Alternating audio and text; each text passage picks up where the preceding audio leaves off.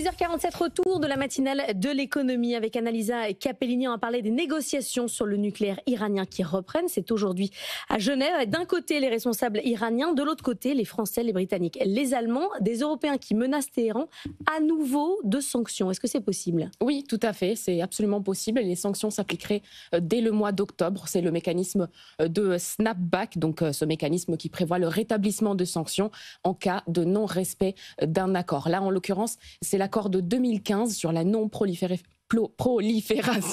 du nucléaire iranien en échange de la levée des sanctions. Eh bien, 10 ans après ce traité signé en 2015, les Européens considèrent que les Iraniens ne respectent pas les termes de l'accord, qu'ils continuent d'enrichir leur uranium à des fins militaires et donc ce que l'Iran évidemment réfute pour l'instant.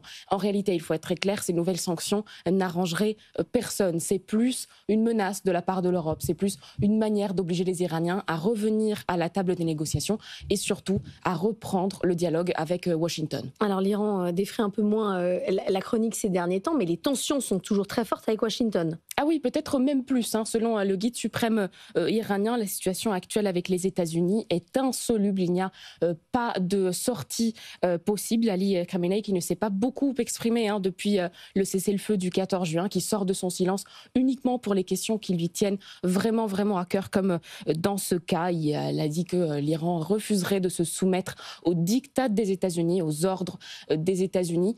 Il y a la même fermeté aussi vis-à-vis d'Israël, avec toujours cette idée qu'on est dans une phase finalement pas de cessez-le-feu. On est vraiment encore dans la guerre, avec un conflit chaud armé qui peut reprendre à toute minute. Alors qu'est-ce qui se dit dans la classe politique iranienne? Est-ce que tout le monde suit la position de Khamenei?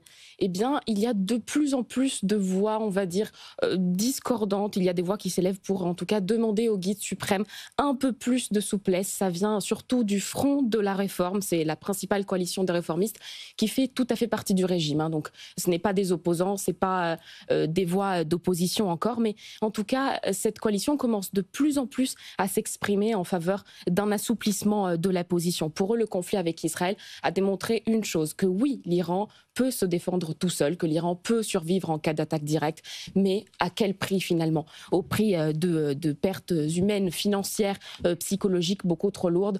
Est-ce que ça en vaut vraiment le coup? Peut-être pas selon le Front des réformateurs. Quand vous dites réformateurs, est-ce qu'ils vont jusqu'à penser à une relation normale, normalisée avec les États-Unis? Absolument, ils utilisent même ce terme de relation normalisée avec les États-Unis, des relations qui seraient fondées sur la dignité, la sagesse et l'opportunité. Vous imaginez, on n'aurait quand même pas pensé ça il y a seulement quelques semaines. Eh bien, pour y arriver, ils proposent quelque chose d'encore plus révolutionnaire. Ils proposent la sortie du programme d'enrichissement d'uranium, l'arrêt volontaire de leur programme sur lequel l'Iran se base depuis des décennies en échange de la levée complète des sanctions. Alors peut-être que c'est plus une manière de déclarer une ouverture vis-à-vis des États-Unis, c'est plus une déclaration d'intention plutôt qu'une réelle volonté d'arrêter le programme. Mais en tout cas, c'est le signe qu'en Iran, même à l'intérieur du régime, la question du nucléaire commence à créer des divisions profondes.